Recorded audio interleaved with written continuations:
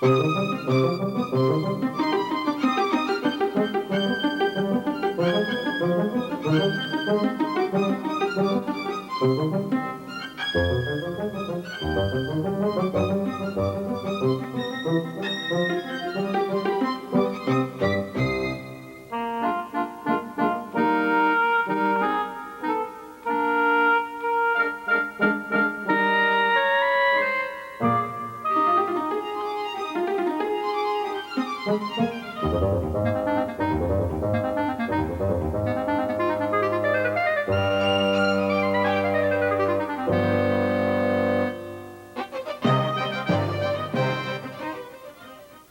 toaster character generator is an extremely high-quality character output generator. It generates output with no jaggies and extremely high video quality. Additionally, it comes with about 100 different fonts, some of which are very versatile and extremely useful. The output of the character generator can be used right over the program bus for live or edited video, or you can use it in combination with other parts of the toaster to make an extremely efficient and extremely versatile tool. Let's take a look at it. To enter the character generator, you simply click on the CG button. If it isn't loaded in memory, that will load it, and then once it's solid like this and not ghosted like the toaster paint button here, you just simply press on it and you'll find yourself on this screen. This is page 0 of the toaster demo, the Toaster 2.0 character generator demo book. And we're not going to use this, but this is a very good place for you to start if you want to get a good idea of the range of things that you can do, or if you want to take stuff out of here and use it and modify it for your own purposes. This is a very good place to start. Just to give you a real fast trip around the character generator control panels, first off, the character generator does not use the mouse. It uses the keyboard exclusively and the function keys almost exclusively. To begin with, you have 3 levels of function keys. On this particular page, page 0, what you're seeing now is the unshifted function keys. When you use the shift button, notice the lower right-hand corner, the little shift button goes down, you'll see that there's a whole another set of function keys. Similarly, when you push down the Alt button, you will see that there's another full set of function keys. There are several different kinds of pages that you can generate in Character Generator. You can generate text pages, you can generate frame pages, which are full pages of either color or a picture. You can generate scroll pages and crawl pages. There's also an empty page that you can use, which would simply be a filler so that you'd get to, for instance, another even number, let's say number 10 or number 20, so that you could separate out, you can use them as separators to separate out the various parts of your book of generator pages. Let's get out of this and let's load ourselves another book. We're going to load an empty book and use that empty book to generate all of our pages on. To get out of Character Generator, you simply press the Escape button and you'll find yourself back out on the control panel. To load another book, and we're going to load one called Empty, you go back into Project, you simply roll it down, and there it is. We're going to load that one. And you can load pages without loading the entire project. You can load pages from the Character Generator by simply double-clicking on this little button that has the Pages symbol on it. Let's do that. Let's see a little bit of disk activity. There's nothing in this book. And when we get back out on the front page, we go into Character Generator again, and you see that it is entirely empty. To generate a kind of page, you use the F1 key. That's a blank page on this empty page, and it says, what kind of a page do you want to generate? So let's press it, and we'll get ourselves 4 more function keys come up for the 4 different kinds of active pages that you can generate. If you press F3, you will now generate a text page. Notice it looks like a page with some text on it. F4 is a frame page, F5 is a scroll page, and F6 is a crawl page. Let's generate ourselves a text page because this is the one that's most useful, and we're going to take a look at the other 3 also, but let's generate a text page for now. To do that, we simply press F3, and you will find yourself back on page 0, but now there are a whole bunch of active function keys. Take a look at F1 and you'll see that it now has the same symbol as that F3 did in the other set of function keys. This is telling you that F1 is a text page and you can enter text onto it. We're going to do that right now, and we're going to type in And to do that, you simply type in some text.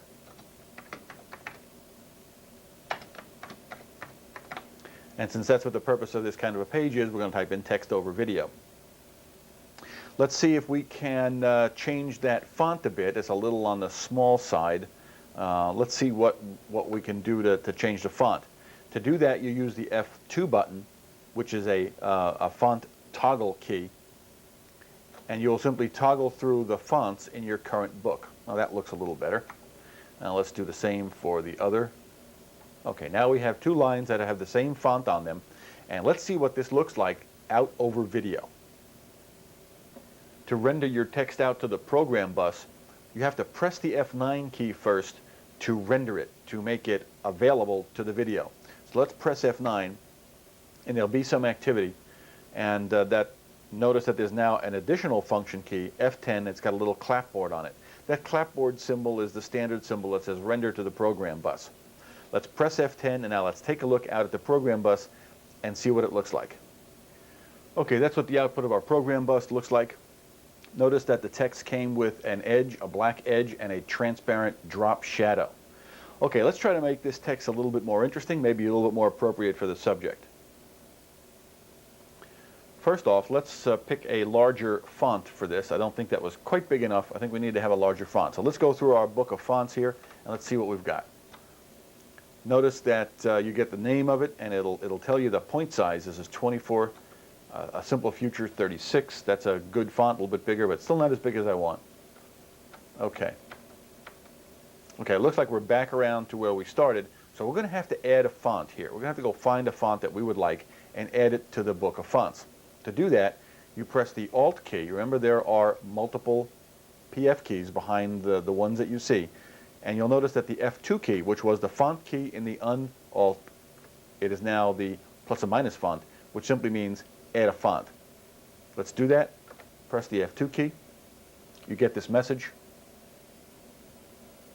And it'll eventually find the toaster fonts.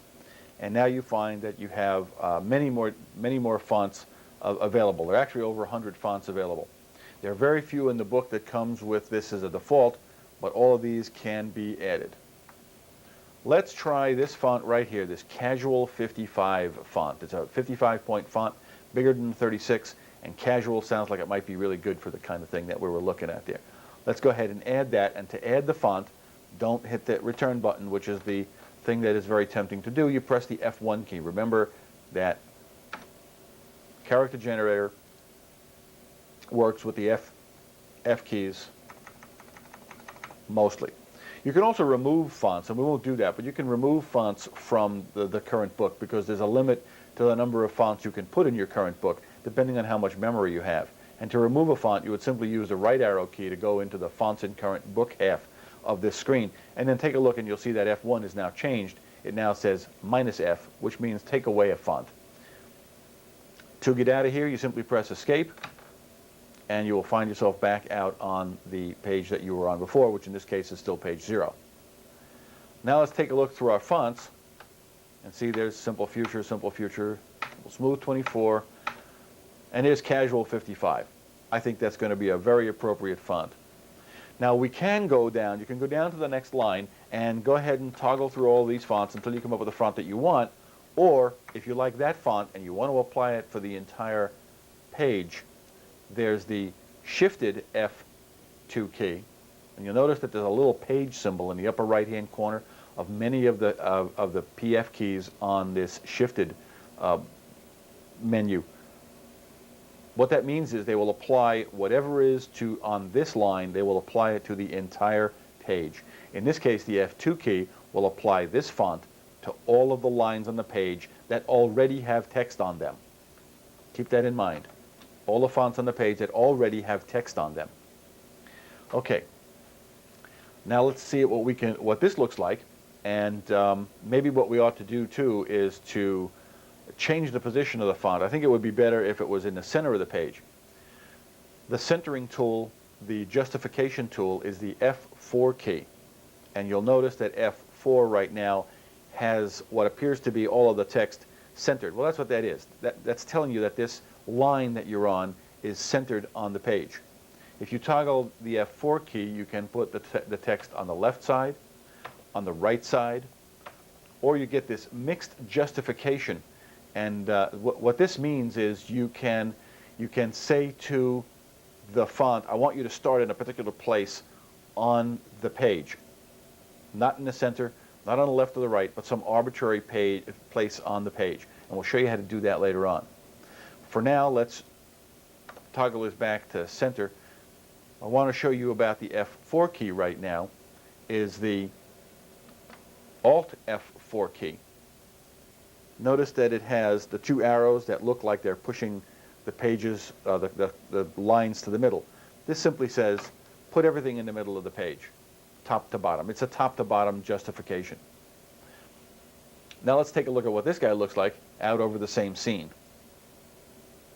Remember, to do that, you need to push the F9 key, and you'll get a little bit of activity. And then the F10 key will come up. You press the F10 key, and that'll take us out to the program bus. Let's take a look at it. Okay, notice how we've now centered it top to bottom, and the text is a little bit more appropriate for our subject. It's kind of a casual text, and that's what this is. This is a story about a lake. Okay, let's take a look and see if we can make this even more interesting. Back on the control panel, let's change our text, and to change text is very simple. You simply delete it. You see that ghost there? That ghost is not an error. What that's telling you, when you have rendered a page out to the program bus, this is telling you that there is something out there. It's a ghosted representation of what you already have out on the program bus. That's so you're aware and don't make errors thinking that maybe there's nothing out on a program bus. This is telling you what is already there. So let's change this.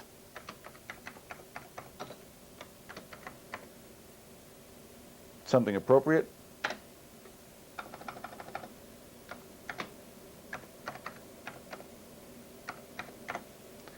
Okay, this is going to be a story about sailing Lake Nakamixin, maybe an advertisement or whatever. Let's put an accent line under that. Let's make this even a little bit more interesting.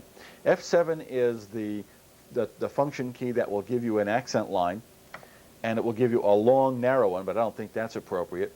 It'll give you a kind of a long, thick one. It'll give you a shorter, narrow one, and a shorter, thick one. And I think that short, thick one is really what's going to be good for us.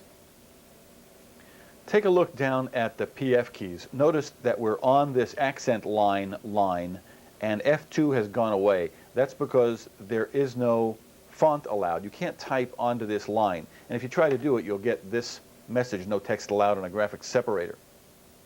As soon as you go back to a line that does have text allowable, you'll see that the PF2 key comes back, and the font toggle is now available to you. This is very typical of the way the character generator works. As you go through a page and you find you go from line to line where there are different things allowed on it, the PF keys will change depending on what it is you're allowed to do. Similar going through from different page types, the PF keys will change, and we'll see that as we go into the different kinds of pages. Okay, for now, let's take a look at what this looks like now out on our live video. Remember, we have to hit the F9 key to render it, and then, now notice this is taking just a little longer than it did before. The more you've got on the page, and the more colors you have on the page, and the more different things there are on the page, the longer it will take to generate. Let's take a look now at what this looks like out on the program bus. And there's our brand new character generator output on top of the outgoing video. Now I want to change this just a bit. I want to add a little color to it to make it even more interesting. Black and white text is not so interesting as it could be. Let's take a look at how we can add color. To add color to a line or add color to a line of text or a separator, you use the F3 key, the one that has a little palette on it. When you press the F3 key, this is where you find yourself. This is a control panel that will allow you to change both black and white and the shadow and the color using RGB sliders. Will allow you to change the color of the font. However, this is not the place where you ought to be looking to do the real work. This is the front panel of the Amiga. The real control panel for this is on the preview bus. So let's take a look at what this looks like on the preview bus. This is what that same control panel looks like on the preview bus, and you'll notice that you now have a little square there that has a color in it. F1 and F2 work together. You can toggle through various preset palettes by using F2, and this is one of them. And as we go through these, you'll see we got a red and a yellow and a green and a blue. And there are several useful colors in here, useful things that are perfectly okay to use. This is an excellent set of palettes, and they work just fine. But I want to change that just a little bit. I want to make that just a little bit less yellow. I want to make that a little bit more orange. So to do that, you use the up and the down arrow keys. Take a look at the sliders on the right-hand side. Since there's no mouse here, you got to use the up and down arrow keys. Notice the little arrow that's moving as I push the up and down arrow keys. Right now it's pointed to red, and I want to reduce red a little bit. So what I do is I just slide it to the left by using the left arrow key. See how it slides? Look how quickly it begins to slide after a few seconds. Be very careful about this because it can slide out of your control. So just got to touch it a little bit. I want to roll this down here.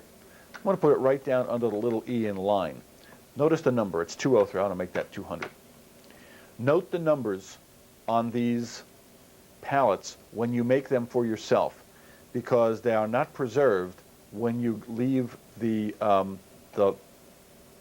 F3 function key, the palette function key. They're simply not preserved for you. So either note the numbers or use the visual reference of like which line which letter it was under in the line. What we're going to do here is we're going to put red at 200, and it's under the E, and green at 149 or 150. Even numbers are easier to remember, of course. And we're going to leave blue at 16 as it was. We're going to change the color of the shadow too. You can change the color of the shadow. Right now it's the gray of the background. It's the darkest it can get. We're going to increase the brightness of that just a little bit, make it just a wee bit brighter than it was. And notice that shadow underneath the yellow block is now becoming lighter. What that is just telling you the color of the shadow in relationship to the color of the font that you've chosen. Notice the information line says return updates the line and escape preserves the line. Since we want to update it, we use return. And you find yourself back out here on the main control panel on page 0. Now remember, we want to apply this to the entire page, so let's go ahead and use the shifted F3, which will take all of the color on this line and apply it to the entire rest of the page. Shift F3 does that. And now let's take a look at what this looks like out on the program bus. Okay, that's added just a little bit of interest to it. Remember, I hit F9 and F10 to get out here. Remember, every time you go out to the program bus, you must push F9 and then F10. Let's add one more thing to this, and let's see if we can make it even a little bit more interesting. Now let's change the color of the accent line. Go down to do that. You go down to the accent line. Notice you still have an F3 on the accent line.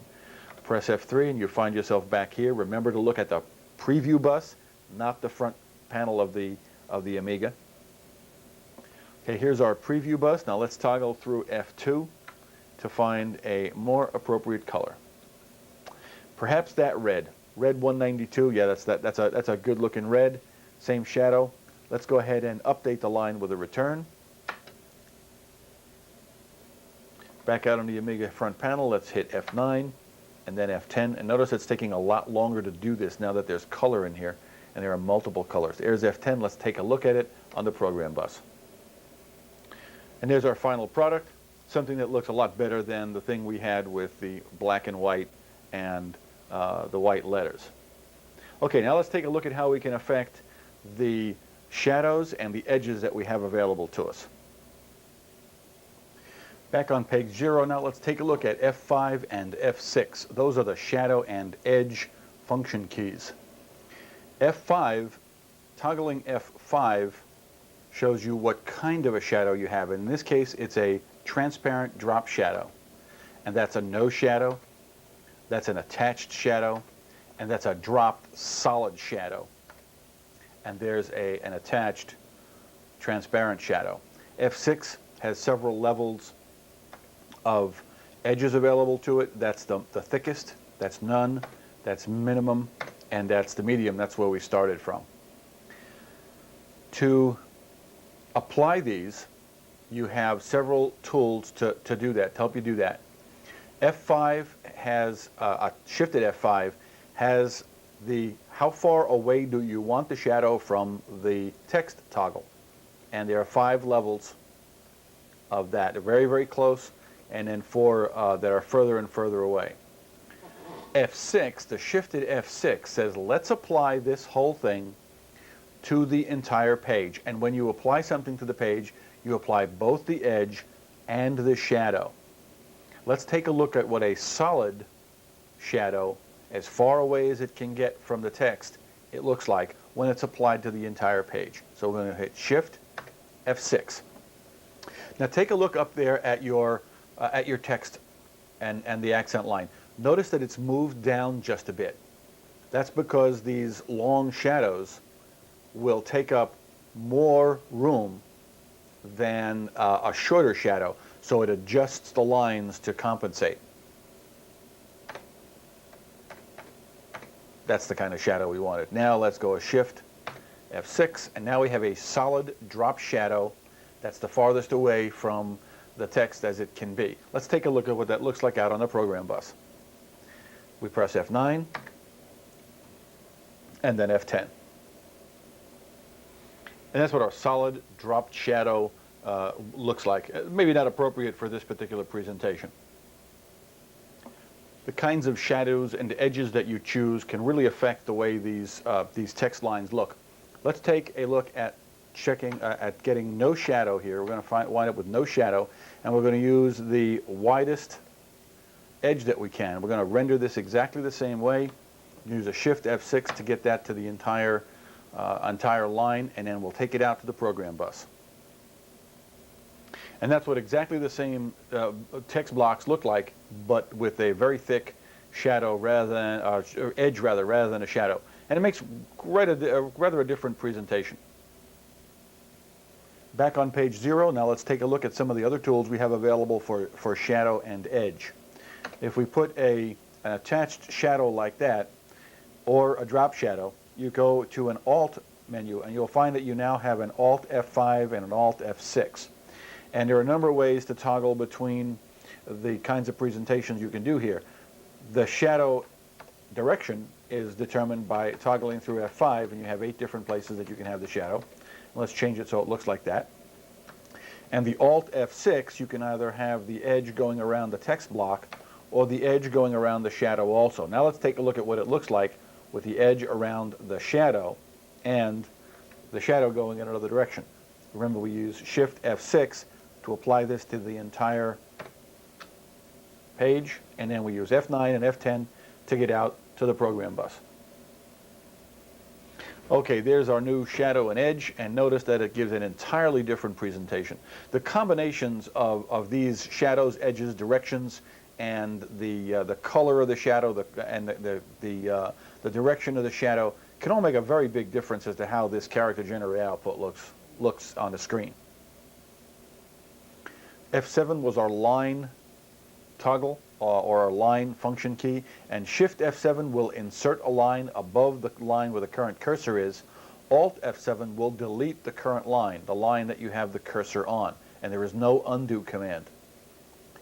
F8 will take you to another page. Pressing F8, enter page number. Let's go to page number 22, and it'll take you to page number 22. There's nothing on the rest of this book, so of course there isn't anything on page 22 either. Let's go back to page 0. You need a double 0 in there because it's looking for two numbers. The Shift F8 will copy a page to another page, and when you push Shift page 8, it says enter page to copy this page to. Let's copy it to page 1. And now we'll find ourselves on page 1 with exactly the same thing. Notice the page number is 1. Exactly the same thing, including all of the drop shadow and all of the color commands that are used. Let's go back to page 0, and the way you go between pages, between consecutive pages, is by using the minus and plus keys on the keypad, not the keyboard, the keypad. Minus and plus keys on the keypad. Let's go back to page 0. The Alt F8 key says erase this page, and if you push F8 you get this, do you want to erase the page, yes or no, and in this case we will answer no. F9 we've already used. The Shift F9 will give a single line, and the line that you are on, for example, if we wanted to render out Sailing Lake, the line that you were on, you would push Shift F9 and then push the F9 button. You'll get the working message. And then what will happen is this sailing lake will go out to the preview bus. It will go out to the preview bus, not the program bus. So we'll take a look at how to use that and what that might be useful for a little bit later on. The Alt F9 contains a picture of a little piece of film going to a disk.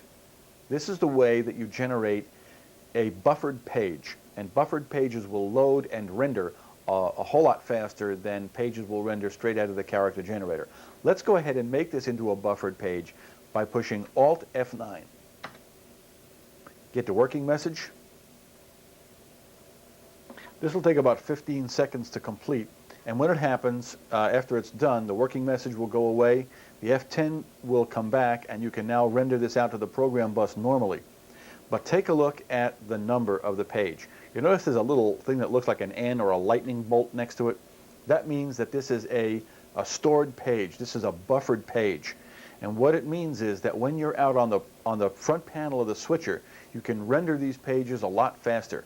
They won't render any faster when you're inside the character generator. They will render much faster when you're out on the switcher and you want to render them quickly while you're doing some switching. Now let's take a look at how we render the other kinds of pages inside the character generator.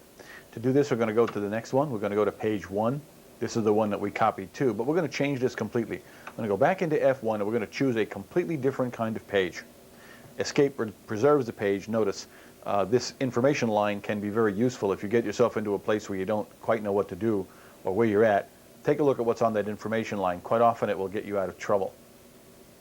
Okay, we're going to take a look at frame pages now. So let's go ahead and make ourselves a frame page here.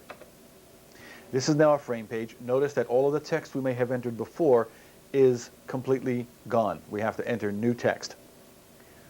To enter text on a frame page is exactly the same way you enter text anyplace else. In fact, all of the text commands are exactly the same. So let's take a look at just entering something.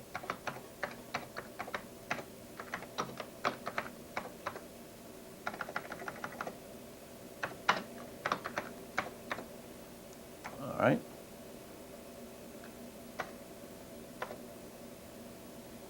Good enough. Let's add a font here. I'd like to add a very wide font. Now the font I want to load is all the way at the end of the font list, and to get down quickly, if you use the down arrows, all you do is go one at a time. If you use the shift down arrows or shift up arrows, you'll go half a page at a time. So a very few keystrokes will get you all the way to the end. That's the font that I want, Wedge 68. Remember, F1 adds the font to your book, not the return button, which it's very easy to do. Now return or escape will get us back here. Now let's toggle through and get this font up. There it is, Wedge 68. And let's apply this. And let's center the entire page. Okay, good enough. Let's take a look at what this is looking like out on the bus right now with a frame page. Remember, this is a frame page. Let's take a look at what this looks like as a default frame page. It's rendered and sent out to the bus exactly the same way as any other page, F9 and then F10. The background that you see there, the dark blue on the top with the light blue on the bottom, that's the definition of a frame page. A frame page is a full page of color or a full page of a picture, not a transparent page that will show video through underneath. Okay, the color of this and the shadows of that is all left over from the last time we did, which was the red. The last color we chose was the red for the accent line. So this entire page became whatever was chosen last. We can change this, of course, in any way that we want, any of the same ways that we normally would. And I'm going to change these colors back to something more appropriate and then show you the other ways that you can affect a frame page. Okay, there's a little bit better choice of colors. Now let's go back to the control panel for page 1. The major differences between frame pages and text pages are found in the way you control color. If you look under F3, we'll find that we have an extra function key here. On the text page, you had only function key 1 and function key 2, but on a frame page like this one, you have an extra function key called function key 3. Now we're going to take a look at this. Remember, whenever you go into the palette selection, you have to look at the preview bus. So we're going to take a look at this on the preview bus now. This is now the output of the preview bus, and it has the same sort of color palette on it and the color selectors as it did before. The things that are different here is the presence of F3. F2 will still toggle you through the various palettes that you have. F3, however, now toggles you through the paintbrush here. If you look at it, is pointing at the text color. Toggle F3 once, and you'll see that that is now pointing at the shadow color. The shadow color only comes in shades of gray. The next toggle, you'll notice that the color is now, the paintbrush rather now, is now pointing at the edge. And the edge of the text in a frame page can be any color you want it to be.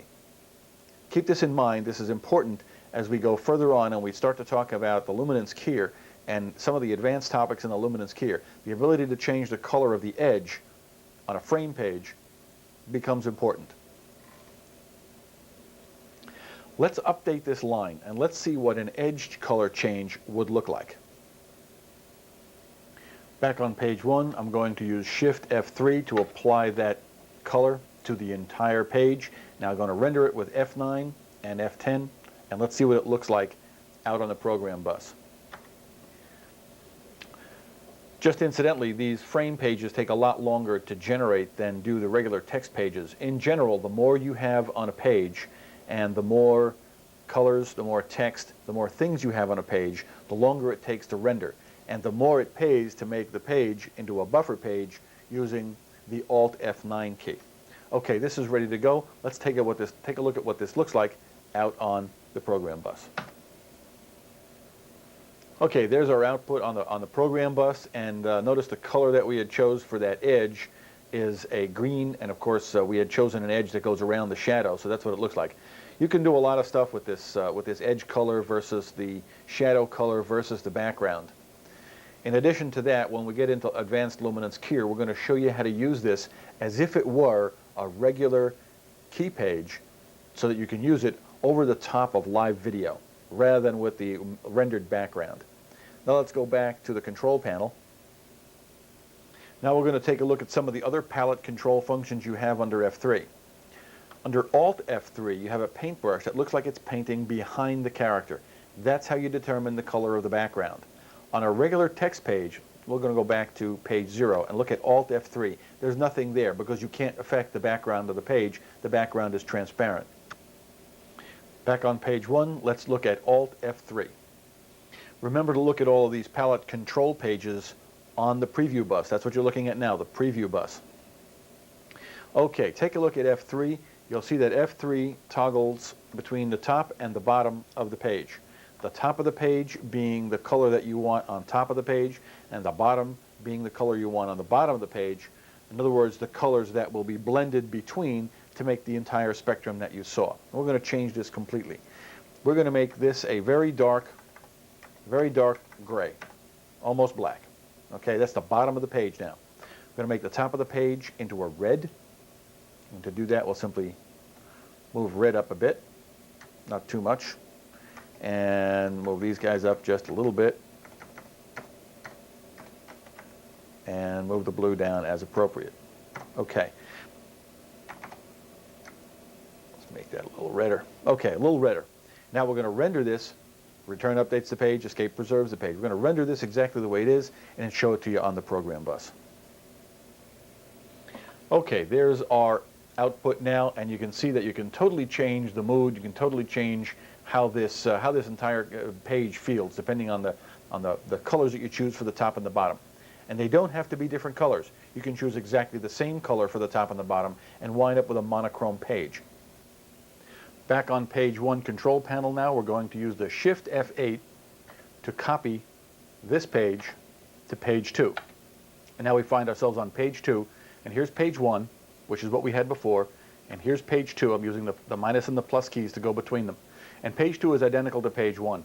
We're going to go back to page 1 now. I wanted to reproduce that page, but now we're going to go back to page 1, and we're going to turn this page into a buffered page. We're going to use F9 to do that, and then when we get out of character generator and into the switcher control of the character generator, I'll show you the difference between loading a buffered page versus loading a standard page from the character generator.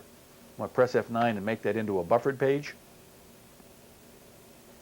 And once the screen stops flashing and the F10 comes back, it's been saved as a buffered page. That process actually takes about 30 seconds. Okay, now what we're going to do is we're going to go into this next page. We're going to go past this next page. I'm going to go to page 3. And now we're going to start talking about scroll pages and crawl pages. To set up a scroll page, you simply press F1 and then F5, and you find yourself back out on the control panel here. And you'll notice that looks very similar to a standard text page, except there's a few things that are different and something has been added. Number one, F10 is always there because a scroll page is always available to be output. You don't have to render it. And F9 has become a speedometer rather than the rendering tool. And toggling F9, you have 5 different speeds that you can scroll text over the outgoing video with. You also have available to you all the fonts, the shadowing and edge border effects, except you do not have the opportunity here. Notice that there's no F6 on Alt. You don't have the border effect. You don't have the option of putting the border effect around the shadow or around the text. It must go around the text. Let's take a look at how we set up one of these pages. And it's very similar to setting up a standard text page.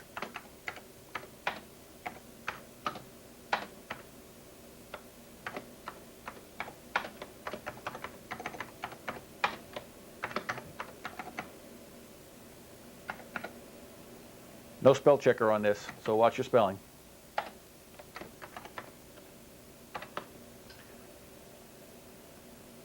Good enough. That's going to come out now as a scroll page without any problem at all. This will just, if I hit the F10 button right now, you'll see this scroll right over any outgoing video we have. Let's do that, and let's take a look at what this looks like. There's our outgoing video, and there's F10. When this is through, the scroll page control will come back, and you'll see you're back on page 3, the control page for this particular scroll page. Let's take a look at how we can modify, put a little extra space in there. Let's take a look at how we can modify this. It's very simple. You modify it exactly the same way you would any other text. You can add accent lines. Let's add an accent line right here. And let's add a nice wide accent line there. You can change the kind of shadow that you have. For example, in the same way that you change shadows on any other page. You can change the size of your border, exactly the same way you change the border on any other page. You'll notice that you can do this by line because you have a page command in F6, which means you can change the border and the direction of shadow and the size of the shadow and all of that stuff by individual line. Also, you can change the position of the shadow by individual line. Go ahead and do that. As far as color is concerned, you can choose any color you like, but that color becomes the color for the entire page. It works exactly the same way as a standard text page, except it does apply to the whole page. Erasing and changing lines is done exactly the same way. F7 will insert a line, like so, or rather shifted F7 will insert a line like so. Alt F7 will delete a line like so. If you want to, you can insert lines. For example, you can insert lines enough so that you will move off the page. Make these pages as long as you have memory to do it. And so these will come up as 2 separate scrolls instead of a single scroll. To get down to look at what's there, you can either push the end key on the keypad, and the home key will take you back home, or you can simply use the up and down arrows, and that will do the same.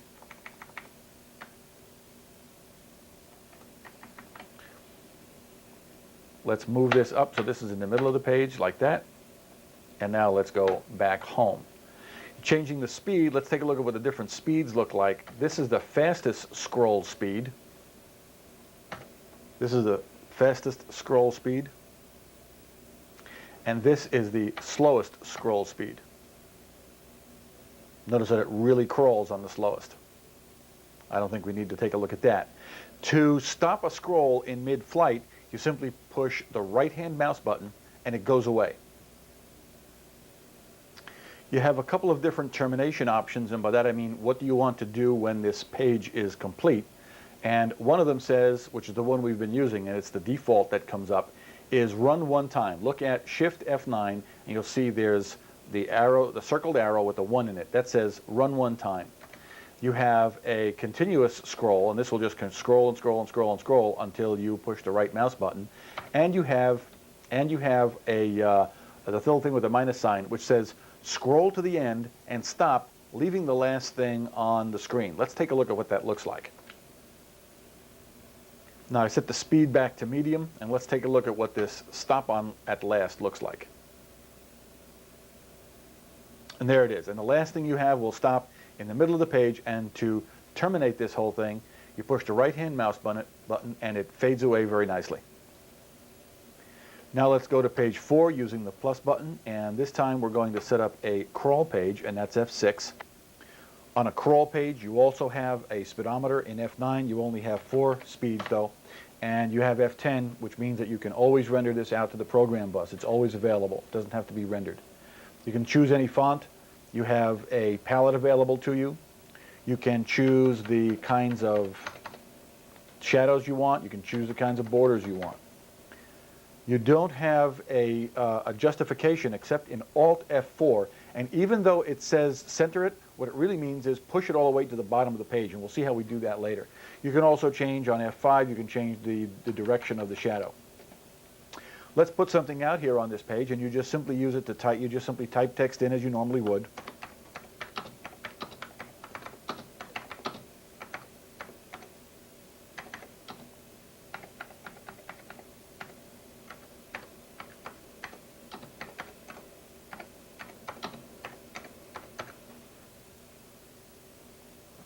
Now let's see what that looks like. The home takes you back to home, end takes you to the end of this thing. It can go as long as you want, as long as you have memory for. Let's take a look at what this looks like out on the program bus. Here's a crawl page. Now let's go back to the control panel and see what other kinds of options we have. Under Shift F9, you have either the one-time termination option or you have the continuous crawl. You don't have, under F9, you don't have that stop at the end option. Also under Alt F4, this is the centering tool, but it doesn't really center it. What it does is it pushes it all the way to the bottom. So when you press that, what you get is it goes all the way down to the bottom of the screen, which is where you normally do see crawl lines. Incidentally, whether you move this line down like this or you move it up and down with the shift arrow keys, which is the other way to move stuff up and down, when you get below this display, this PF key display, the PF keys will go away. You can get them back. If they go away like this and you're working on something, you want to see what the PF keys are. If you don't remember which one does what, pressing the help key will bring it back. Of course, it will overlay your text line, so you'll have to toggle back and forth between them to see the current text line if it's below that little PF key display. Now I'm going to go out and save this whole thing that we did using the escape key to get out of the character generator, go into preferences, and save this into our project called empty. And yes, I do want to overwrite it. Now let's go back out to the control panel and see how we can get at the character generator functions without having to load the character generator, without actually having to go into the character generator. To do that, on this little keypad here in the lower right-hand corner, you simply press on the CG button, and you'll notice that what you've got up there, instead of having the name of the name, for example, of the effect that you have, you now have the name of the text block that was in that first page 0, and that was Sailing Lake Nakamixon. We have the various other ones, industrial waste. The 2 copies of industrial waste, one of them's a Notice it's got the little lightning bolt here. That means it's a buffered page, and the other one is the regular one. Those are both frame pages. And we have this is the place that this is a scroll page, and we have this is where the scroll line goes. And then after that we have empty pages, and there's nothing but empty pages after that. To get at these guys, it's really very straightforward. Once you've got the one up that you like, and let's say we want to load Sailing Lake Nakamixin, you simply double-click on the CG button once it's been pressed, and this thing will automatically load and be rendered. Let's take a look at what that looks like. There's a fair amount of activity, and now notice that two things have happened. One, the CG button has been depressed, which means the character generator is back in control. This is exactly as if you had entered the character generator and then left it. It's back in control, and that means that you don't have manual control over this overlay bus or the luminance keyer. Notice you've got a flashing DV1. That's because the character generator has placed into DV1 the characters that are going to be overlaid over the live video. To make this work, you would now simply press DV1, or you could press the take button. Either one of those will work, and it'll go out over your live video. If you press DV1, it'll come out over the current program bus. If you press the take button, however, it'll come out over the preview bus, which will then be swapped with the program bus. Let's take a look at how that works. I'm going to leave input 1 on the program bus. I'm going to set input 2 to the preview bus, and then we're going to push the take button, and let's see what happens on the output. Okay, this is what's on the program bus now. I'm going to push the take button, and notice not only do we get our new video, what was on video 2, but we also get our overlay on top of it. If you're in that same condition and you press the auto button, you get something rather different. What happens is the character generator fades in or fades out using the auto button, but you will not switch the two incoming videos. When dealing with buffered versus non-buffered character generator pages, let's take a look at our industrial waste buffered versus the non-buffered version. Remember, they're exactly the same, except one of them we buffered and one of them we copied before I did the buffer. To load this one, you simply double-click on CG, and the whole thing will take about 1.5 seconds. It loads in almost exactly the same amount of time as a standard frame page, because that's really what it's become. Also, you'll notice that you don't have DV1 and DV2 here. That's because this is not an overlay page, but it's a full screen page. It's now in one of the digital video buffers. In DV1 is where it is, as a matter of fact. Let's take a look at it. And there it is in DV1. Remember, that's the one we set up. It will go into DV1 because I had pressed DV1 on the preview bus. This is true whether loading pages or loading frames. If you don't have a digital video buffer selected on the program bus, it will go into the thing that you have selected on the preview bus, or the last thing you selected on the preview bus. Now let's take a look at what happens when we load the non-buffered page. Let's choose page 2, and we'll now load the exact same thing, but in a non-buffered mode.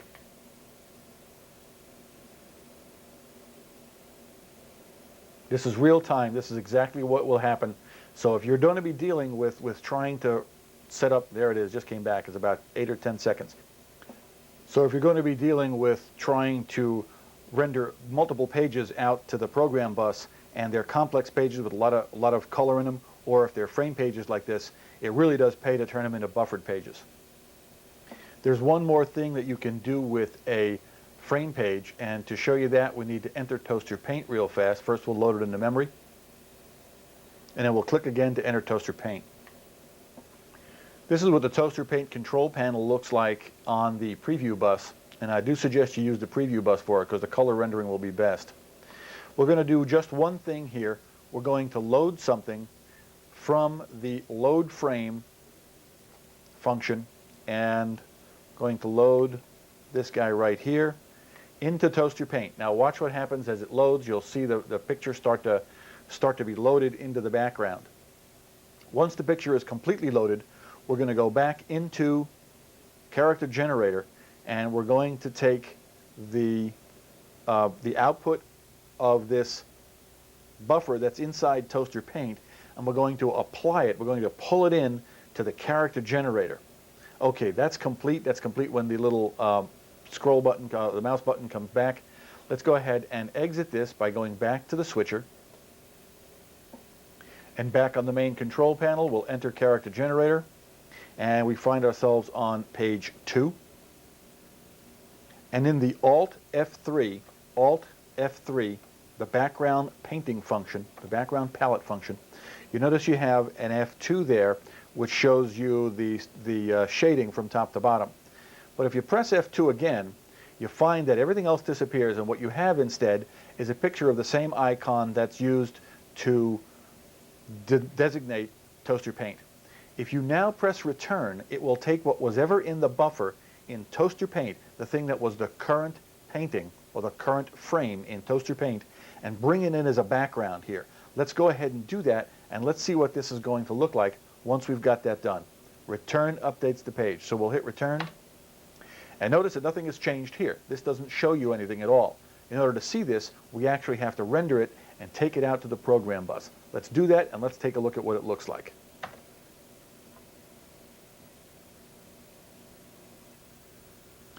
Okay, there's our industrial waste character generator output over the top of a frame page from Toaster Paint.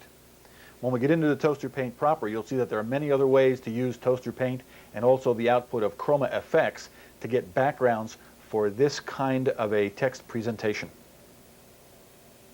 For this to work properly, Toaster Paint must be loaded into memory, and the picture that you want to appear in the background of this frame page must be loaded into Toaster Paint, unless you go back into CG and turn this into a buffered page. If you use the Alt F9, while you have that loaded, while you have that frame loaded into Toaster Paint, it will take the output of the character generator and the output of Toaster Paint, marry them up, take them and put them into a buffer for you so they can be loaded in about 1.5 seconds instead of in the normal 8 or 10 seconds. Actually, with a picture like this, that will take more like 15 or 20 seconds to load. So if you turn this into a buffered page, it'll load in about 1.5 seconds.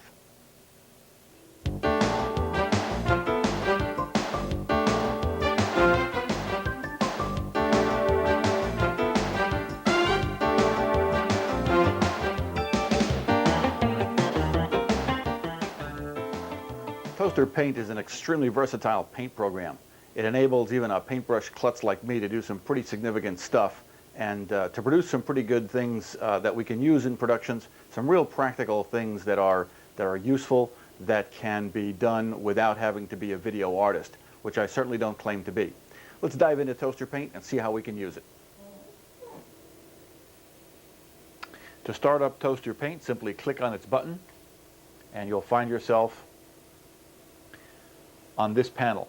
Now what you're looking at here is the main control panel, or the first control panel that you see for Toaster Paint, but you're seeing it on the preview bus. You can look at it on the Amiga screen, but you won't get quite the same aspect ratios and you won't get quite the same colors. So I urge you to use the preview bus rather, for the preview bus monitor for your Toaster Paint work. Okay, some real quick rundown of the tools. If you've seen a paint program before, they all have pretty much the same kinds of tools, and Toaster Paint is no exception, but I'll run down them anyway. The little pointer that you see is the pointer that will pick out tools and colors and go to other menus for you. Once you slide it up into the paint area, it turns into a round dot, and that's your paintbrush. There are a number of ways that you can paint, and to illustrate each of them, this kind of a paint tool is a broken line, and depending on how fast you move it, that's how many dots you get to the inch. You've got a solid line paint tool, which is a simple solid line. You have a polygon paint tool, which you can make things into any shape you like. Once you click the right mouse button, each time I was stopping that, I was clicking the left mouse button. So if I wanted to stop right here and put a point on it, I would click the left mouse button, and now I can move this other one around, and it drags the other two lines around with me. As soon as I'm through with this and I want to stop it, I click the right mouse button, and it'll draw the complete polygon. and you can make any kind of shape that you like. You have a rectangle tool, which is fairly straightforward sort of thing. You have a circle tool, and on the Amiga monitor, this is going to look like an oval. That's one of the things that you get by looking at the preview bus, is that you get the right aspect ratio for shapes. This guy here will simply draw you a circle in nearly any size, including as big as the entire paint area. And this is an oval tool, and you can draw vertical ovals, horizontal ovals, or whatever. These two guys are an internal fill or an external fill tool, and if we do an internal fill for a rectangle, let's take a look at a blank space here. This is the kind of thing that you'll get. It will simply fill it with the current color. To determine what the current color is, you look at this block of color right here. This long block of color is the current color, the one that's right below my little bouncing white dot. To choose another color, you move down into the palette selection, and you can choose any color from black, which is the background color, and of course you can't see the paintbrush when it's over the background. White, gray, all the way up through red, blues, yellows, whatever you like. To change the shape or size of the paintbrush, you would simply choose one of these other tools over here as a different shape. For example, this would turn you into a square. Let's get something a little bit easier to see. This turns you into a square, little square that you draw with. You have various kinds of, let's go back to standard stuff. You have various kinds of lines that you can use, vertical lines, horizontal lines, and a single pixel brush. Whenever you see this, when you've got that, that's a single pixel brush, and it will make one dot, one little pixel on the screen. You can also size your brushes. Let's go back to a round brush. You can make it the smallest, which is the smallest you can get right there. You can turn it into the largest dot you can get right there. And if we take a look at the same thing using a single pixel, those are the range of sizes that you can do with the standard brushes. Taking a look at how you can pull up more colors than this. This is only a 16 color palette. Underneath it, using this little palette tool, you can pull up more colors. When you click on that tool, this little palette tool pops up, and you can pick the color of your current brush, or your current color, which is right here under the little X now, simply by moving the arrow over the palette, clicking on it, and then running your palette down until you are running your brush rather down, your arrow down, until you find a color that you like. And you can do that any place you like, including on these little spectrum sorts of things over here on the right-hand side. So you can pick any color you like. This is the 4096 palette. It contains 4096 colors. The actual Amiga, or rather the actual paint program, the Toaster paint program, paints in a true 16 million color video output. So it extrapolates between these colors when it's actually putting out to the video output. And we'll take a look at that in a moment. If we take a look at these little sliders in here, you can also change the sliders by simply sliding them up and down. And this is red, green, and blue, as you would imagine. And the numbers underneath tell you what number value it is for each of those colors. Let's go into blue.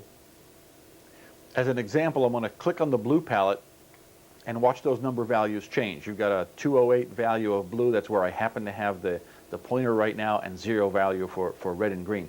As I slide this down, you'll notice that the value for blue goes down until we get all the way down to black. And notice that it increments in increments of 16 rather. That's because this is, as I say, only 4096 colors. Okay, to erase this screen, now we've been drawing on this, and you've probably also been seeing me bounce it around like that. First what we're going to do is erase this. To erase the screen, you have a secondary menu behind these menus that we've been looking at so far, and you get to that menu by clicking the right-hand mouse button. And when you do, you'll get this other menu back here, and under the picture menu, you'll see that there's a clear button. I'm going to push it and watch it clears not to black, not to background, but to the current color. So if you want to clear to a black, you need to select black as the current color, then go into the picture menu and select the clear, and it will clear the entire thing to black. Now let's go back to the Tools menu, which is where we started out. To get back there, we simply click on this little icon down here that looks like a triangle and a paintbrush, and that's our Tools menu. And let's change our color back to something we can see, and let's do a filled rectangle. And then we're going to take a look at what this looks like out on the video, out on the program bus. We're going to do a filled rectangle, just like so. Now you've probably seen me bouncing this thing around by moving up and down, by bouncing this thing, my paintbrush, to get to a clear area of the canvas. What you're looking at here is only about a quarter of the video screen. The full video screen can be seen by using a tool called the full and partial tool. If we click that, what you'll wind up seeing here is the entire video space available for painting, and it will repaint that, and you'll notice that you have a limited number of tools in this. I very seldom use this except to get a picture for what the entire thing looks like. Most of the time I'll use the output button, the button that sends it out to the program bus, to take a look at what the video really looks like. But it can be useful for certain kinds of things. Let's go back to the standard quarter of the video. Takes a while to paint this. And when it comes back, then you've got full control again. Okay, you've seen me bouncing this thing up and down like that. To stop that from happening, this is very useful. You can scroll all the way to the bottom and scroll all the way to the top, left and right, and it can be real useful. It can also be very annoying if you're trying to select a tool and your canvas keeps bouncing up and down. To stop that, you simply press the Help button, and then you can no longer move the thing around like this, but you do now have a slow scroll, a fine scroll available to you using the left and right arrow keys. And that can be extremely useful when you're trying to paint something and you're constantly selecting tools. Let's take a look at what this looks like now out on the video and see what we can see. To do that, you very simply click on this little clapboard icon, and let's see what that does for us. There'll be a fair amount of activity like this. We're going to short circuit that for you just a bit. Okay, there's our output out on the program bus, and notice we drew that little yellow square out in the upper left-hand corner of the screen. This can be extremely confusing, and you can wind up putting things in places where you don't want them. So I urge you to constantly, as you're doing stuff, if you're painting or if you're altering a frame, constantly take it out to the program bus so you can check your work. Okay, now let's take a look back in the Tools section. Back in the Tools section, notice on this right-hand side of the palette here, you've got this, what appears to be a spectrum that goes from yellow to red.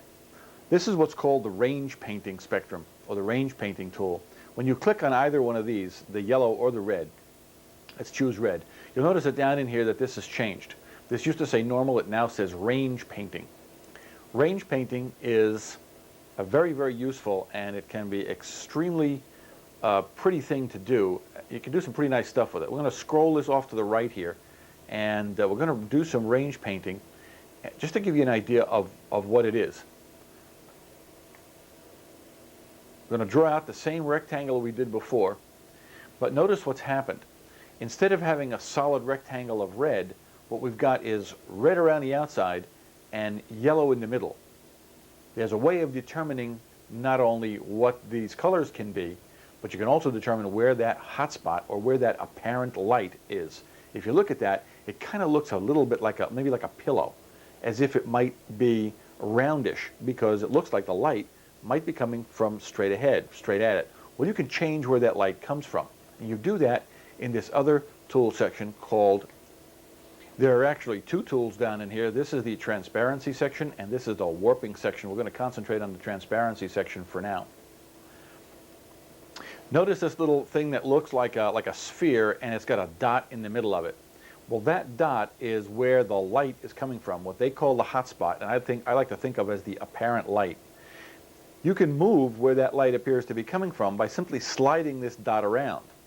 And if we slide the dot into the upper right-hand corner, And then we're going to use one of the very powerful tools within Toaster Paint called the undo redo buttons. If you undo something, and most paint tools, most tools have an undo button, but Toaster Paint incorporates a thing called redo, which says do what I just did before, but do it with all of the changes that I've made since.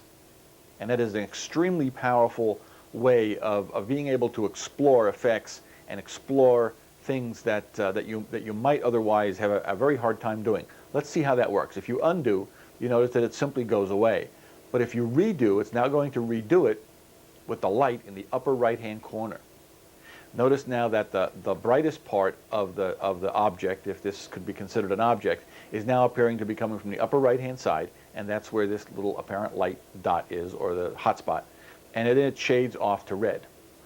Okay, I've been referring to this as light and dark. It doesn't really refer to light and dark. It refers to the left-hand side of this spectrum.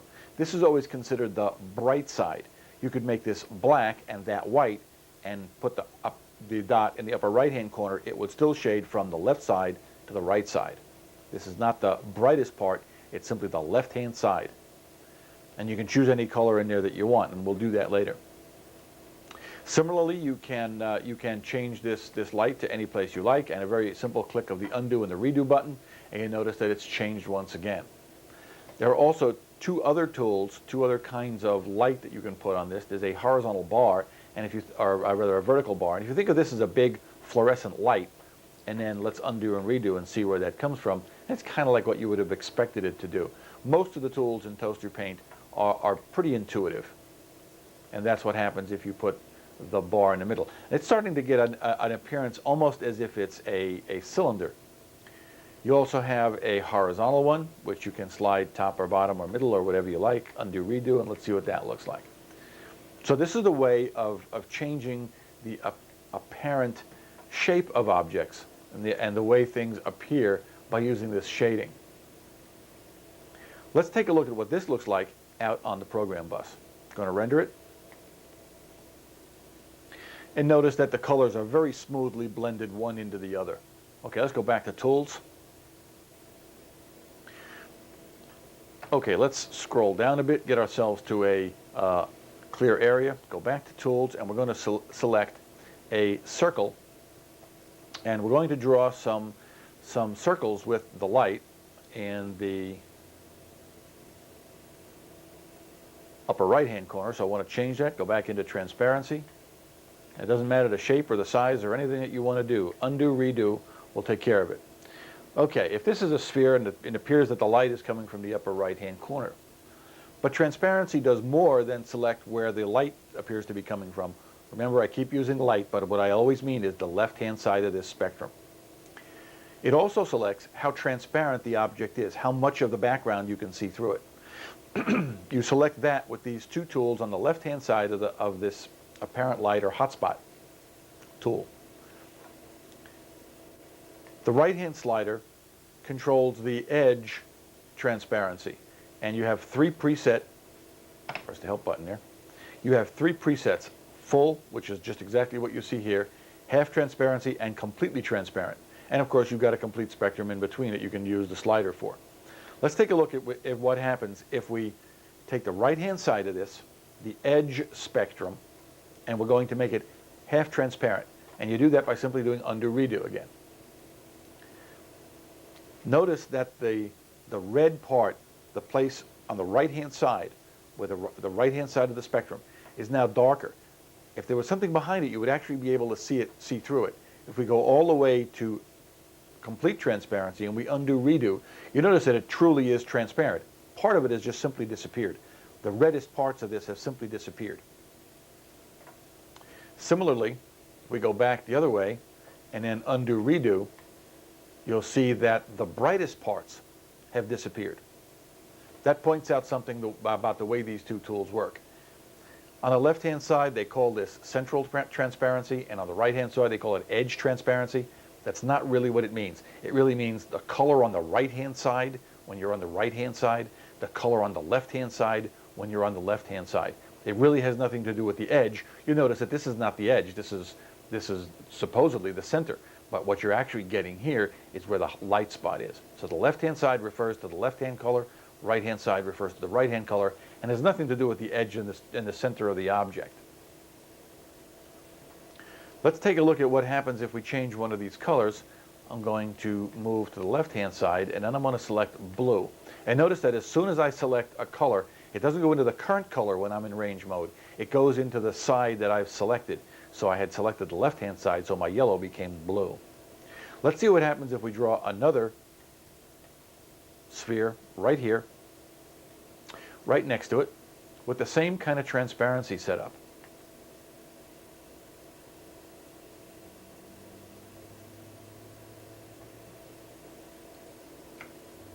Let's move that to the center of the screen.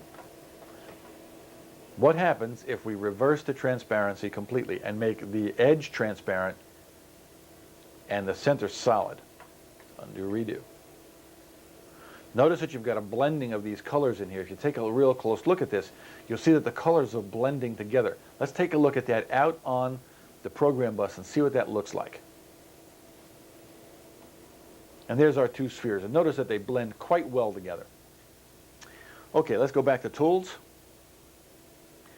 There are a couple of ways of turning off range painting. One, you can use this left-hand little block here in the transparency tool, and that means that there's no transparency, which also means that there's no range painting. The other way to turn off, and notice when you click on one of the two colors here in this range, you automatically get the transparency turned back on, and it does retain what you had for it set up for it before, at least in terms of where the light is. It doesn't retain it for transparency. The other way to turn off range painting is to click the right-hand mouse button, and notice there's a mode in here. Normally we are in the normal mode. You'll notice that range is the one with the little asterisk next to it. That means we're in that mode. Lighten and darken, colorize. We'll be using some of these later on. To turn back into normal, you simply would click on normal, and you'll notice that you now have neither one of these is selected as the current color, and in fact you're back to your yellow as your current color, and you have deselected range mode. Okay, let's go back into Tools, and now we're going to take a look at the custom cutting of brushes, and we're also going to take a look at the warping function. Let's select ourselves a rectangle here, and we'll push this little icon with a scissor on it, and notice that the brush changes to a scissor. And I want to choose a darker color so you can see there's a little white dot in there. That's your actual scissor. That little white dot is actually what you're going to cut out. And you can use any one of these tools to do that, but we're going to use this little rectangle. And we're going to cut out this little section right here. Now notice that I've got a brush that looks exactly like this section that I just cut out of the two spheres, okay, or whatever they are, those two shapes. Now what we're going to do is we're going to show you how to take that and distort it and change it into something else, simply something else rather than a rectangle.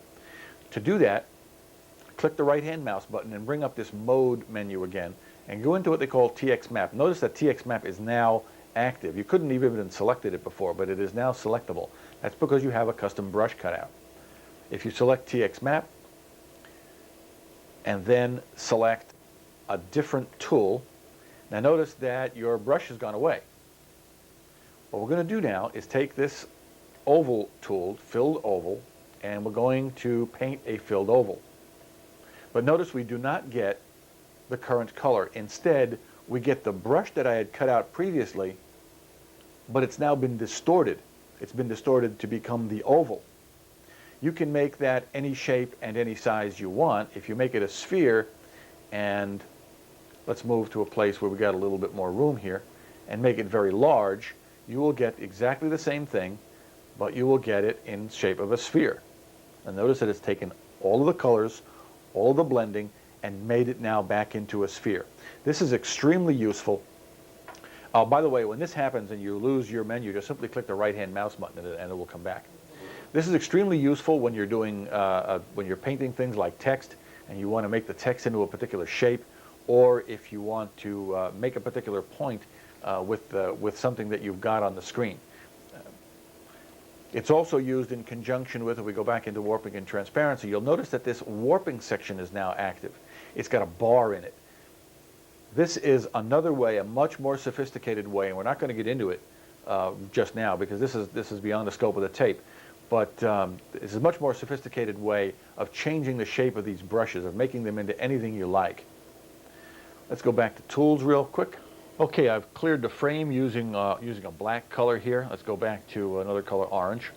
Now what we're going to do is going to take a look at loading frames of frozen video, altering them, and seeing how we can enhance them or add things to them or take things away from them, for that matter, so we can use them better in a production. To do this, you simply click the right-hand mouse button, slide the pointer down over the picture menu, and slide over to Load Frame. And when you release it, you'll see this menu, and it should be in DH0, and it should be looking at the Frame Store menu.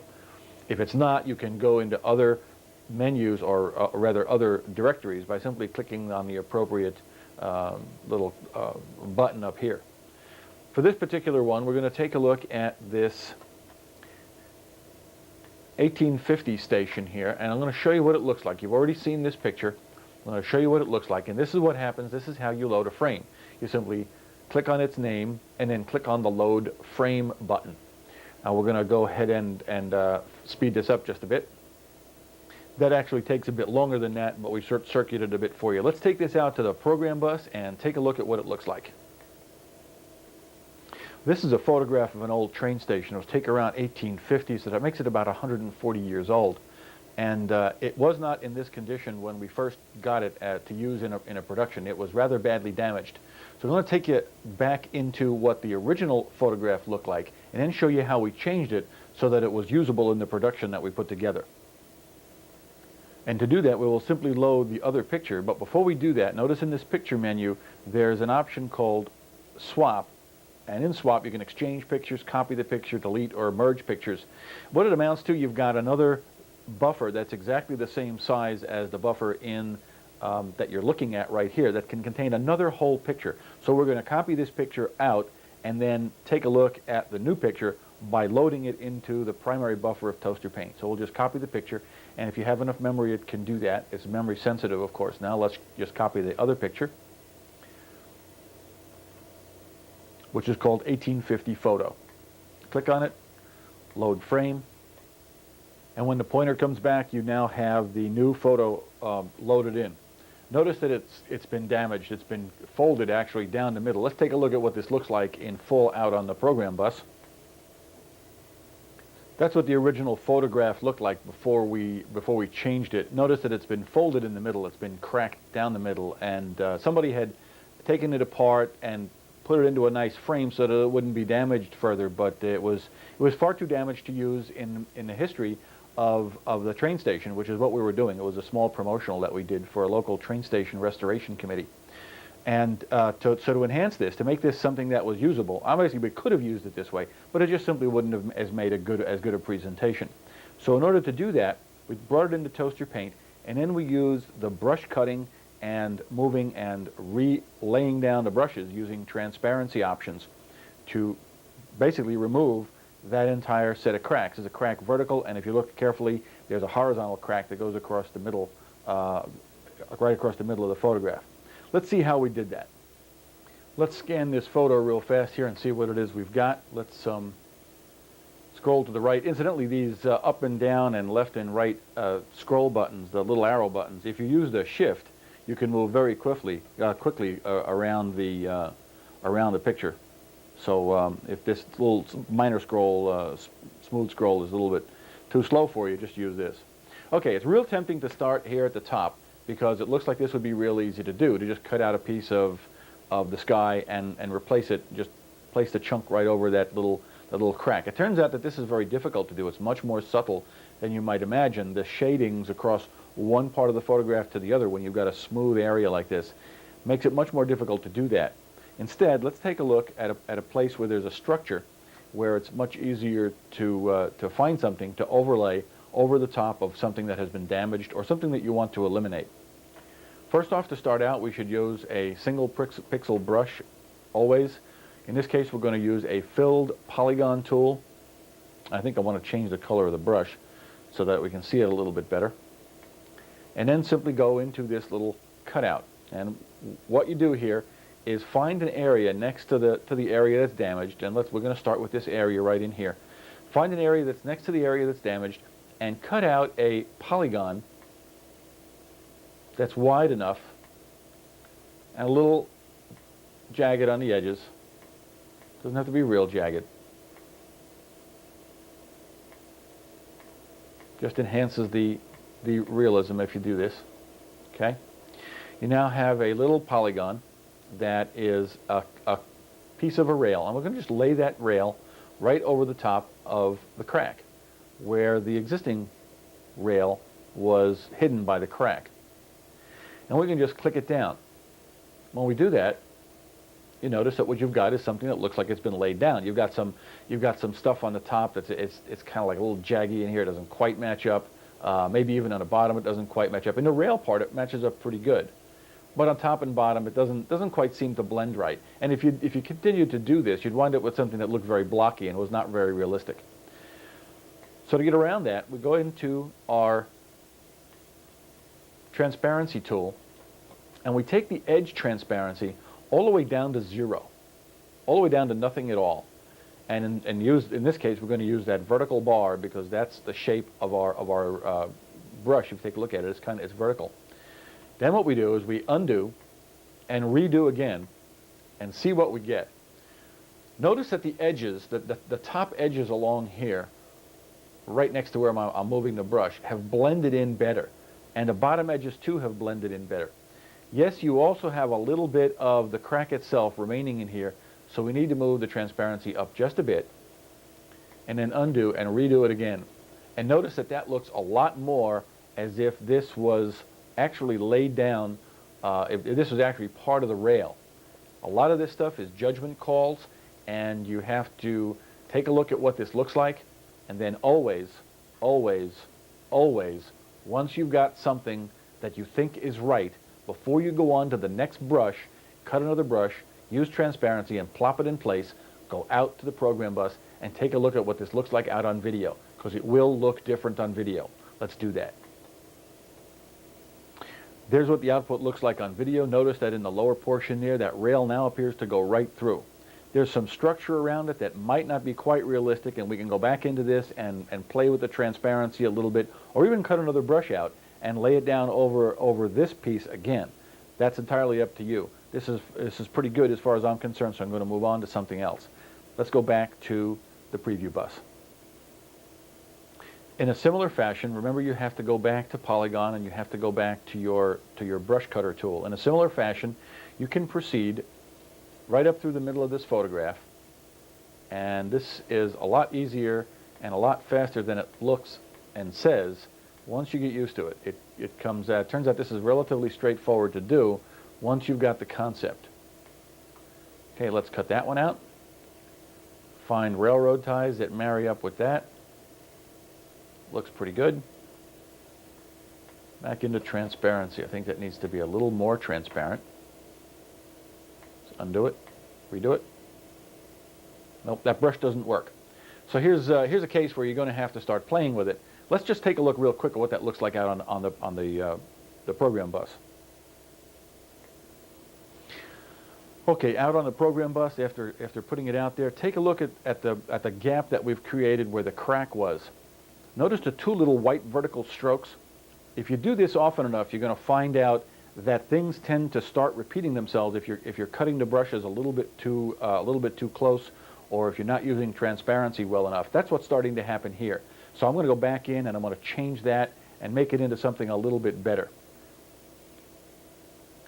Back on the preview bus, I'm going to undo it, go back into tools. This time I want to just try a plain square or rectangular brush. I'm going to cut it on the other side, and let's see how far we can get with this. A little easier to do. Got ourselves a brush, lay it down, making sure to marry up the right sort of stuff here. Sometimes you have to cut them again because you didn't quite go far enough, or you didn't quite see what it was you were cutting for. Let's do that again.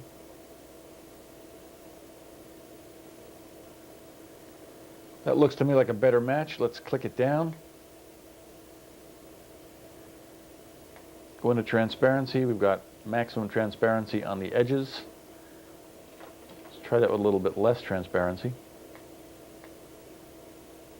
Nope, works better with maximum transparency. Taking a look at it out on the video, this is what it looks like. Good enough. Let's move on and talk about the top. Let's talk about where we go into things that are smooth and are much more difficult to match up. Back in Toaster Paint on the top of the photograph, what we're going to do now is we're going to cut out an oval brush, a vertical oval brush, in things like this where you've got a smooth fading sort of a situation. That's a better idea. And let's just lay it down over this guy, right over the middle. Taking a look at our transparency. Transparency is about 50%. Let's take a look at that out on the program bus. There's the program bus. Let's send it out.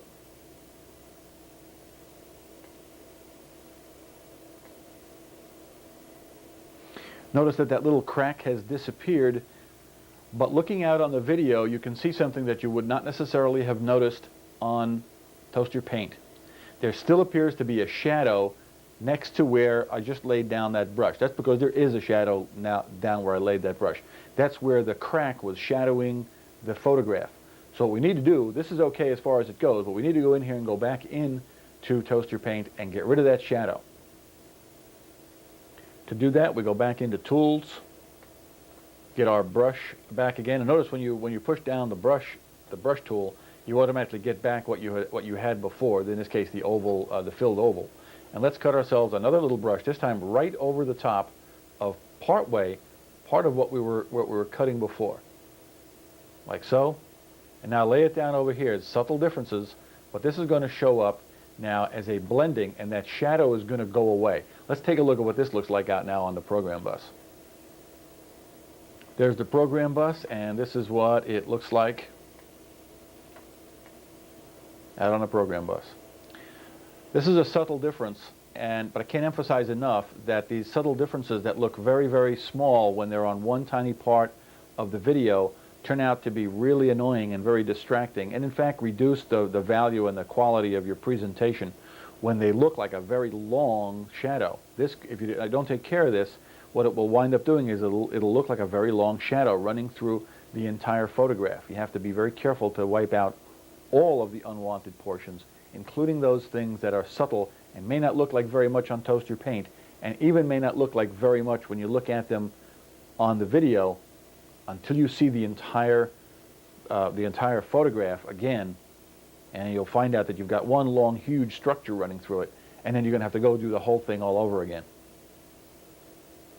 In a similar manner, you can now proceed throughout this entire photograph, removing things and replacing them with things that you would like. For example, you've got a couple little spots here on top of people, damage to the photograph.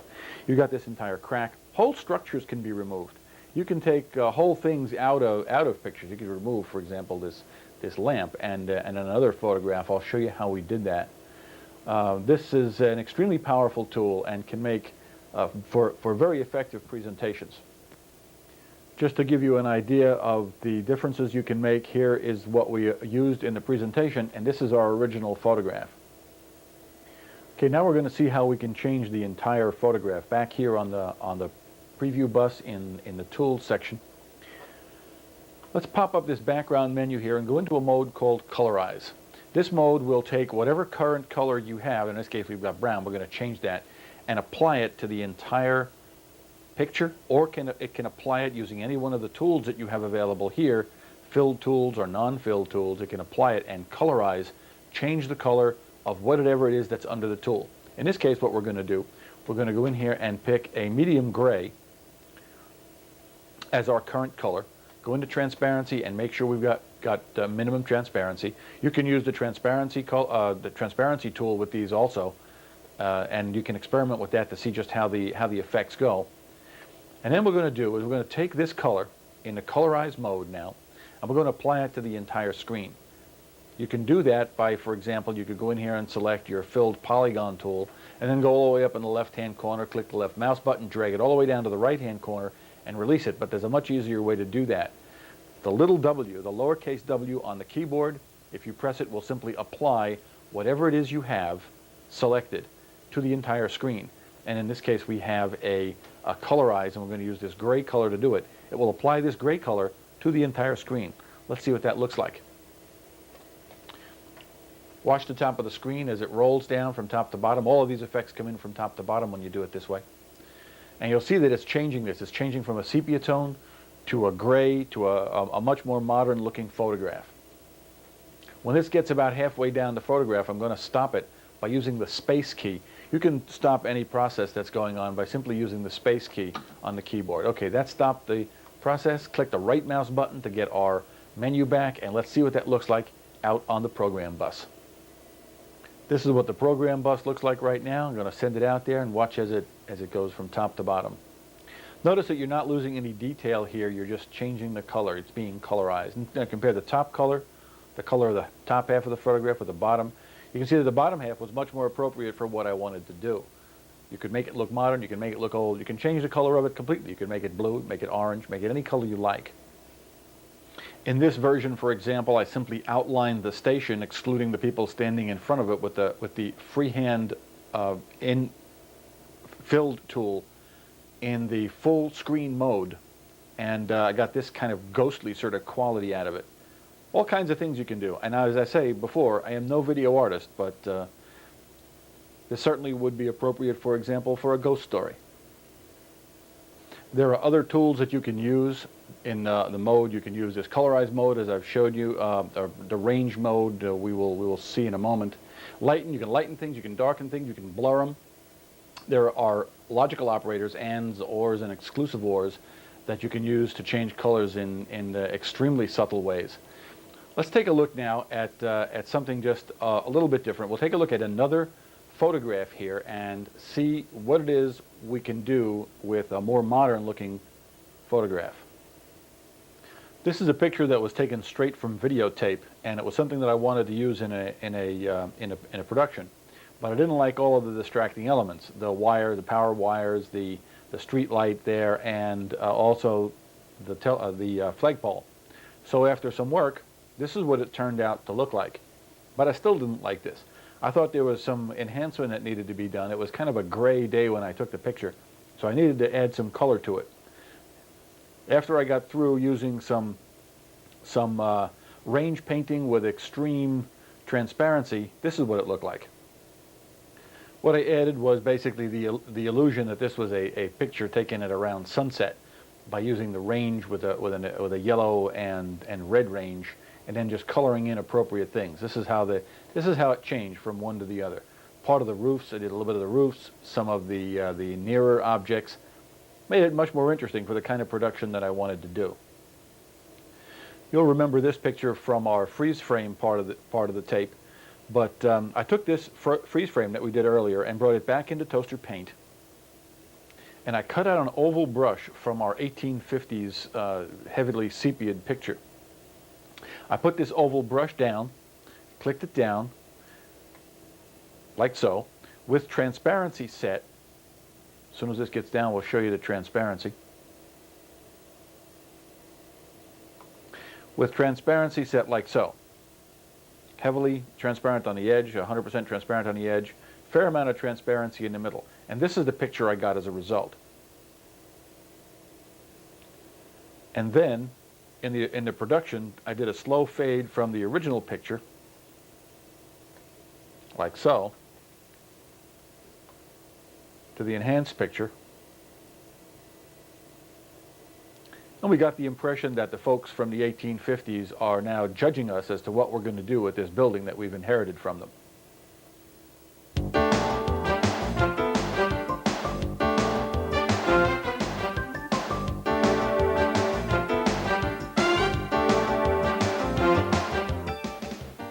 This is the time where we bring it all together and we talk about the output of toaster paint. We talk about how to use the output of chroma effects and the art card and some advanced luminance keyer topics.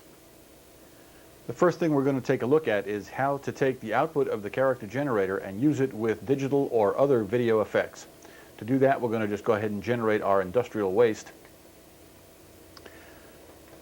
overlay our output of our character generator, and let's take a look at what this looks like coming out over the program bus right now. There's the output of our program bus, and I want to trigger DV1, and you see that it looks just exactly as we have seen these kinds of things look before. It's got a nice drop shadow, it's got an edge to it, and you can see the characters very well against the background. If you wanted to use this with anything but a simple fade in, fade out, or a bang, a flash cut, you can't do it. You need to get this out of Toaster Paint and into one of the digital video buffers to do that. It turns out that the character generator generates this page, this industrial waste character generator output, is actually in one of the digital video buffers right now. However, if you try to use it that way, what you will find is that the edge is made up of the same color as the black background, so that what you'll wind up with is something that looks like it's floating in space. Let me illustrate that for you. That's the contents of DV1 right now. What you're looking at is the output of the character generator that's been put into DV1 and is overlaid over the top of whatever is coming in on the program bus. If you want to use this with the luminance keyer to use digital video effects, this, however, is what you'll see. Okay, this is now set up for the luminance keyer, and I'm going to slowly roll the mouse button down, and notice when the background disappears to reveal the scene behind it, the other incoming scene on the other video, you also wind up with the edges gone because the edges are the same color as the background. In the standard page that you can generate from character generator, in the standard key page, this is always true. However, in a frame page, you can change the color of the edge. And to do that, you go into character generator, and in character generator, set yourself up a frame page with exactly the same text on it that you would like to put over your output. Then go into F3, remembering to look at it on the preview bus. Okay, there's our standard color that we've chosen for the text. Notice that with this F3 you can change the color of the text, and if you toggle F3 you'll see that you can also change the color of the shadow, and we've set that up to 30, and the color of the border, and I've also set that up to 30. Let's go back to our front panel, and now you want to select Alt F3, which paints the backgrounds. Within this background function, F2 has a couple of different effects. This one that you've seen before is the one that gives you a gradation from the top to the bottom of the frame. This other one is the one that we use to pull the picture out of Toaster Paint, but there's another one in here, and it's a full frame solid color background. So you don't have a gradation top to bottom, but you've got a simple solid color. Well, this one happens to be blue, but what we're going to do is we're going to return that blue all the way to 0, and we're going to wind up with a black background on this frame page. Let's take a look at what that looks like out on the program bus. And if you render this out to the program bus, this is exactly what you'll get. Black background and the letters and the colors that we chose along with the shadows and edges. But if you use the luminance keyer, let's set up the luminance keyer with a black background, and then choose our overlay. And now take a look at what this looks like out on the program bus when I activate the luminance keyer. That's what the output looks like now, and I'm going to roll the mouse down, and notice that you now have a nice clear border and an edge, and you make that edge anything you want. This particular level of gray happens to work pretty well. It's good. It gives you plenty of room in the luminance keyer itself. We're at about number 25 on the luminance keyer, and at the same time you have good sharp edges. Now once you're in this spot, I want to show you now how you can use this with digital effects.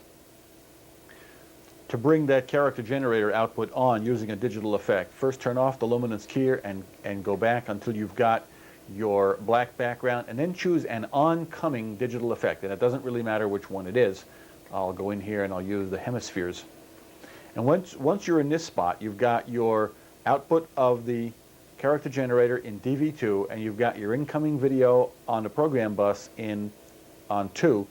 All you need now to do is to trigger the auto button or push the space bar on the keyboard, and you'll get that coming in using this digital video effect. Let's take a look at it.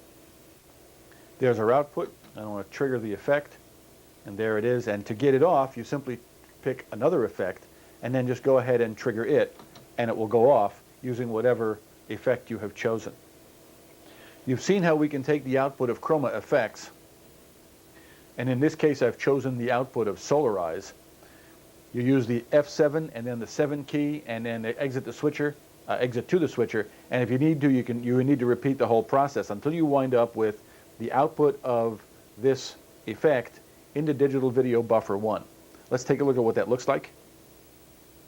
Well, that's what the output of Solarize looked like in digital video buffer 1. These make nice backgrounds for titles, and you can use them along with any title that you've generated. You can pull them into Toaster Paint, modify them, and then pull them into the character generator itself to use as part of a frame background. Now we're going to take a look at Art Card and how we can use this background to generate our own kind of effect using the Art Card effect. To set up for Art Card, you go into Bank F, and this little keyhole looking thing here is the Art Card. What Art Card does, it uses the overlay bus to contain a template, a frame, a pattern, if you will, that will use the luminance keyer and this pattern to cut through the program bus to reveal what's in the preview bus. It uses the pattern in the overlay bus to cut through the program bus to reveal the preview bus. And that pattern can be anything. It can be one of the incoming live videos, or it can be DV1, DV2, or background. We're going to use DV1 right now, and later on I'll show you what it looks like when you use an incoming live video scene to generate this cut through. To set up for Art Card, you simply press the Art Card button, set up what you want on the overlay bus, and notice that the luminance keyer has become active. Set up your input on the program bus and what you want to cut through to see on the preview bus. Now that's the way we're going to set it up. Now let's take a look at all of those three things. There's input 2 on the program bus. There's input 1 on the preview bus. And there's DV1, the output of our chroma effects. Now let's see what this effect looks like when I trigger it. Okay, here's our new effect using Art Card. Notice it's a rather complex wipe using the patterns that were in DV1. Let's take a look at DV1 and see why it worked that way. Notice the upper left-hand corner is the darkest part of the picture. And when I use the dark background on the luminance keyer and slid this down, the Art Card effect took that dark part, used it to cut through from the program to the preview bus, and then the effect slid down and then moved to the right and kind of slid up until it revealed the last part of the picture, which is the brightest part of this picture, which is in the upper right-hand corner. Notice that you saw almost none of this in the actual picture itself. What you saw was the two pictures cutting through one to the other, but you did not actually see any of this in the picture. Let's take a look now at what this looks like when you use some kind of an input. And the things that work best on inputs are organics, things like waving trees, water, clouds, that sort of thing. Okay, the way this is set up, DV1 is the picture we're going to see. The incoming video 2 is the picture we're going to reveal, and the incoming video 1 is going to act as the Art Card or the pattern to cut through DV1 to reveal DV2. Let's take a look at DV1 and DV2, and then I'll show you what this looks like. There's DV1. This is our output DV2. And here's what our effect looks like as we cut through to the new picture. That was a relatively simple effect. Let me show you what the actual template we used was like. And that's our input on video 1. We used a simple pan of a landscape. These kinds of organic things are the ones that really work best for these kinds of effects using the art card. This next technique involves using toaster paint and the luminance cure and a superimpose effect. We're going to use the superimpose effect in the AVE5, but if your camera or any of the equipment you have has a superimpose effect, this will work just as well. What we're looking at here is a flyer, and I want to turn this flyer into that's a live picture, you can see it bounce up and down there.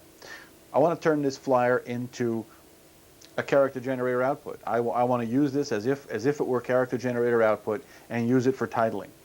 To do that, I could capture it just the way it is in a freeze frame, but then I would have a heck of a time changing the colors in there.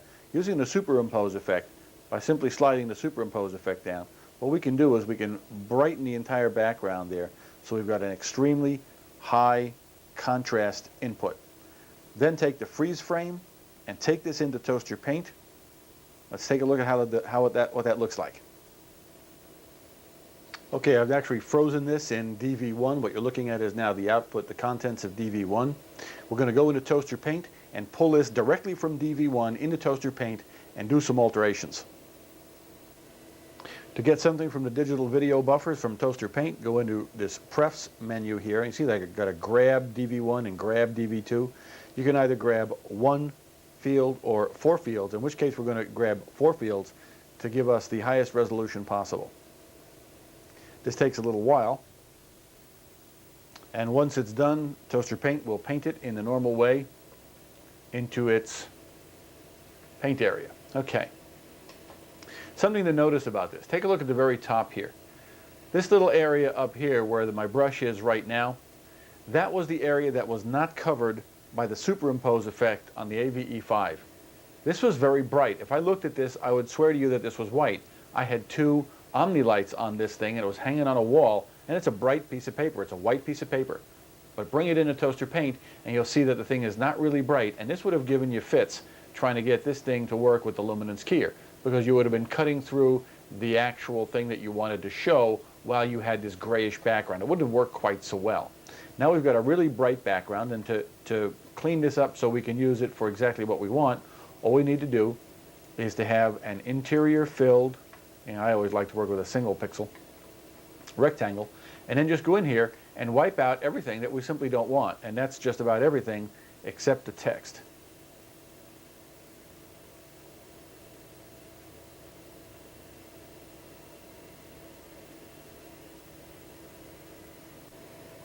Okay, I've completed that, and notice that we now have clean white all around the areas where they used to be black. Let's take this thing back out to the program bus and see what it looks like now.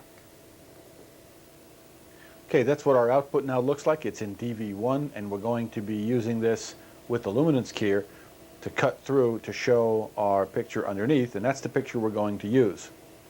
Now we can set up for our standard digital video effects using the luminance keyer.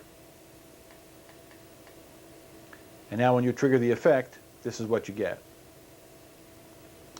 This is extremely useful for things like company logos or people's names or lists of things that may appear, or something that may have a special kind of a font that like this does, so that it's consistent with what people see on a flyer or perhaps on a menu. Sometimes the low-tech approach can be really appropriate. This is a live camera that you're looking at here. That's me whacking on the camera stand.